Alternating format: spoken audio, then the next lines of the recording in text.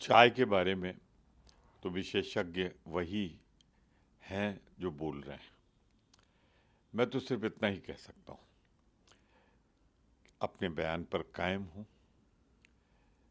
Indian penal code के तहत दोष सिद्ध होता है, कन्विक्शन होता है। क्रिमिनल प्रोसीजर कोड के तहत विधि है कैसे सजा दी जाए। उसमें 248 में जरूरी है कि आप सजा के मुद्दे पर सुने, और जब सजा के मुद्दे पर सुना जाता है तो उस व्यक्ति की स्वयं की, राहुल गांधी तो साधारण व्यक्ति है, पृष्ठभूमि देखी जाती है, पारिवारिक पृष्ठभूमि देखनी जाती है, आपराधिक इतिहास देखा जाता है, उसका काम देखा जाता है। तो निश्चित रूप से सीआरपीसी के तहत जब सजा दी जाएगी, सजा पे सुनवाई होगी।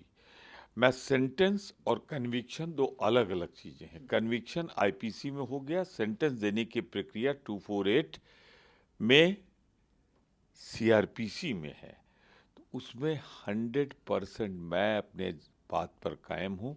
व्यक्ति का इतिहास, अगर उसकी क्रिमिनल हिस्ट्री है, अगर उसका कहीं से आपराधिक इतिहास है, सीरियल ऑफेंडर है, या आदतन वो अपराध करता रहता है, एक तरफ वो है।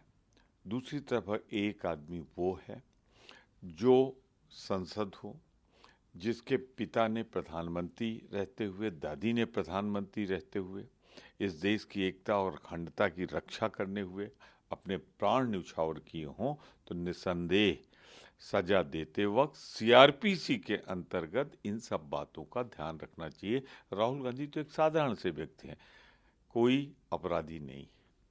सर, आज प्रियंका मैडम से सिंचा है। सुधांशु त्रिवेदी कह रहे हैं उस बयान पर कि कांग्रेस का राष्ट्रीय स्तर का एक भी नेता बताएं जिसने आज़ादी के लिए खून बहाया, काला पानी की सजा काटी या अंग्रेजों की गोली खाई हो। दो बातें, एक तो कांग्रेस के जिसका जिक्र वो कर रही थी, देश की प्रधानमंत्री रहते हुए उनकी दादी ने एकता अखंडता की रक्षा के लिए, इंदिरा गांधी ने अपना सर्वोच्च बलिदान किया, सीने पे गोलियां खाई।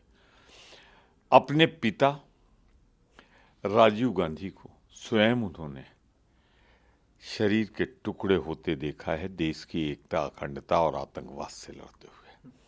देश की आज़ादी का जो स्वतंत्रता संग्राम था, जो कांग्रेस के झंडे के नीचे ला गया, उसमें कांग्रेस के लोग थे। आपके जो लोग थे ना, आपसे जुड़ा जो संगठन था, आप तो कहीं थे ही नहीं। वो उस समय जब कांग्रेस भारत छोड़ो का नारा दे रही थी अंग्रेजों को, तो आप द्वितीय विश्व युद्ध में अंग्रेजों की सेना में भर्ती होने के लिए पत्र लिखकर अंग्रेजों की चमचागिरी, चापलूसी और अंग्रेजों के साथ खड़े थे जो हमें गुलाम बनाए हुए थे। सर, कल आप लोग क्या रणनीति रहने वाली है?